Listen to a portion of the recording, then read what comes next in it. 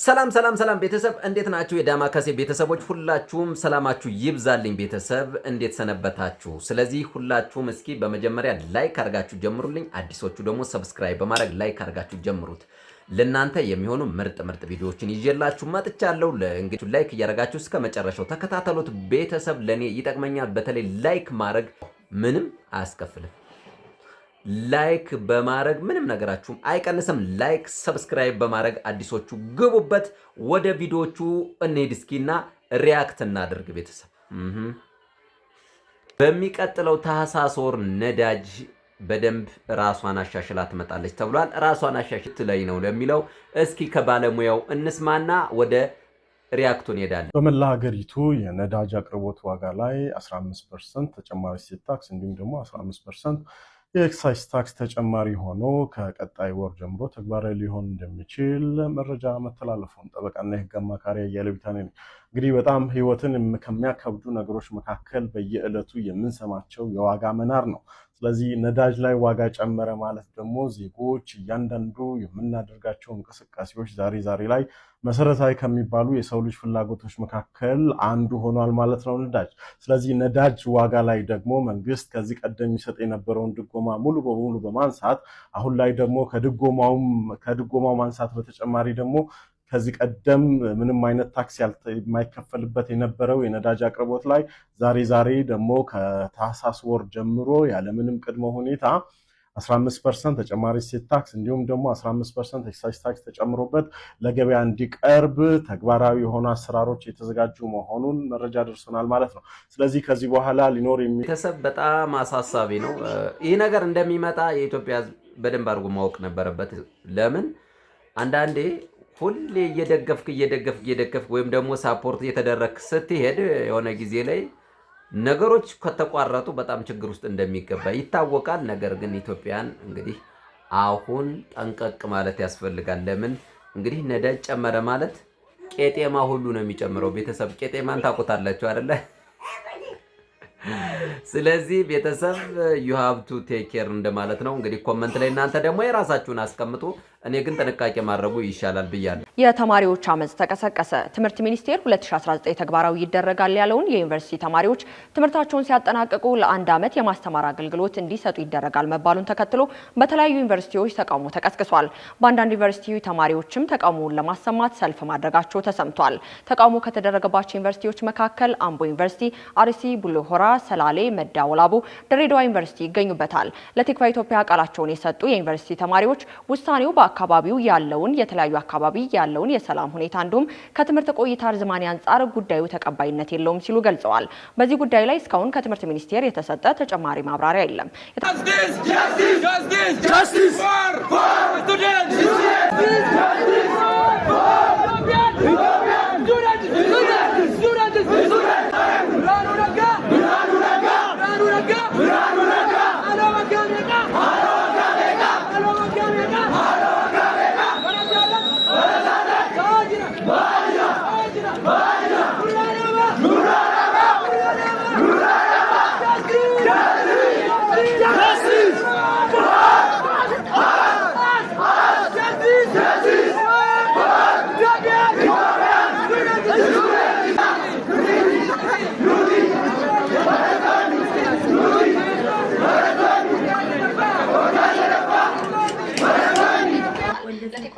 እንግዲህ እንደሰማችሁት ነው ቤተሰብ። የተማሪ አመጽ በጣም ከባድ ነው። በእርግጥ እንግዲህ ህጎቹ በጣም ብዙዎቹ አሁን አፕላይ የሆኑ ነው። በጣም ከባድ የሚባሉ በእውነት ነው የምላችሁ። እንግዲህ ዩኒቨርሲቲን የምታውቁት ነው። 3 ዓመት 4 ዓመት እስኪ 5 ዓመት የመቆየው በጣም ከባድ ጊዜ ነው። ከዛ በላይ ደግሞ ሌላ ተጨማሪ 1 ዓመት ዝም ለፍሪ የምታገለግለው ነው። እሱን አድርገ ደግሞ እንግዲህ ኤግዚት ኤግዛም አለ። እዛ ሌላ ታልፍ ትችላለህ። ሌሎ ነገሮች ሁሉ ተደራርቦባቸው እንደገና ቀድም እንዳለችው እህታችን በሰላሙ ሁኔታ የት ቦታ ሄደን አገልግሎት የምንሰጠው የትም ሪጅኖች ነው የተባለው። እንግዲህ ያንን እያንዳንዱን ሪጅን የምናውቀው ነው። ሰላም የጠፋበት ሀገር ነው። በዛ ላይ እንግዲህ ሄደህ አይን አገልግሎት ሰጥተህ ተመልሰህ ደግሞ መመለስህን አታውቅም ይመስለኛል። እንግዲህ ይሄ ነው ገለጸው። ይሄን ይመስላል። እናንተ ደግሞ ምን ትላላችሁ? እስኪ ምንድነው ነገሩ የሚለውን ነገር እንግዲህ አመጹ ትክክል ነው ወይስ ትክክል አይደለም? እንዴት ነው መሆን ያለበት? በምን መልኩ ነው ለሚለው በእርግጥ ማወያየት ምናምን ይቀድማል የሚል ነገር ይኖራል። ተማሪዎች ተወያይተዋል አልተወያዩም የሚልም ሌላ ጥያቄ አለ። እንግዲህ ተማሪዎች በእርግጠኝነት ያልተወያዩበት ይመስለኛል። እንግዲህ ድሮ የተማሪዎች ህብረት ምናምን ያለ አይመስለኝም። አይሶ እንግዲህ እሱ ካላችሁ ኮሜንት ላይ ያስቀምጡልኝ። የተማሪዎች ህብረት የተባሉ ሳት የላሱ ተማሪዎች ድሮ በእኛ ጊዜ ነበረ። እንግዲህ የነሱ የተማሪዎችን ችግር ንጥቅ አድርገው በደንብ አድርገው ተንትነው የሚናገሩ የሚያስረዱ ናቸው የነበሩት። አሁን ላይ ካለ ኮሜንት ላይ ያስቀምጡልኝ። እኔ እንግዲህ በእኔ በኩል ይሄን ነው ልለው የምችለው። እንግዲህ ከሳውዲ አረቢያው ልዑል ጋር ጥሪ ተደርጎለት በዋይት ሃውስ ትላንትና ድምቅ ያለ ዝግጅት ነበር። ቤተሰብ እንግዲህ እዛ ላይ ምን ተባለ ምን አለ ለሚለው እንግዲህ እስኪ አንዳንድ ዜናዎችን ሰምተን እንምጣ። በአጠቃላይ በስልጣን ዘመኑ ማለት ነው እንደዚህ አይነት አቀባበል ለማንም እንግዳ አድርጎ አያውቅም። ለሁለቱ ንጉሶች ያደረገው አቀባበል እንግዲህ በዚህ ሰዓት በዓለም ዙሪያ እጅግ በጣም መነጋገሪያ እንደሆነ እየተመለከትን እንገኛለን። የሳውዲ አረቢያው ንጉስ እንዲሁም ደግሞ የእግር ኳሱ ንጉስ ክርስቲያኖ ሮናልዶን የተቀበሉበት አቀባበሉ እንግዲህ በርካቶችን እያነጋገረ ነው የሚገኘው። በአሜሪካ ታሪክ ሊባል ይችላል።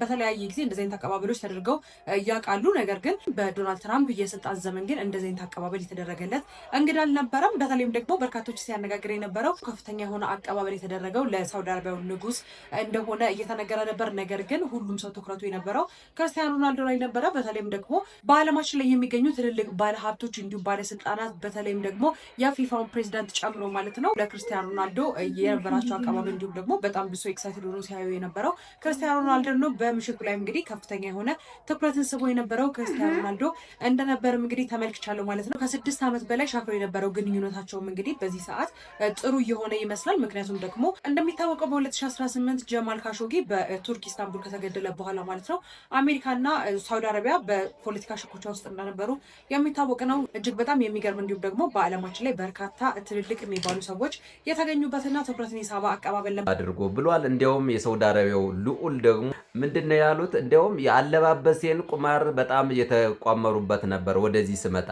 ምን አይነት አለባበስ ምን አይነት ሱፍ ይለብሳል እያሉ ቁማር እንደሚቋመሩ አይቼ ነበር።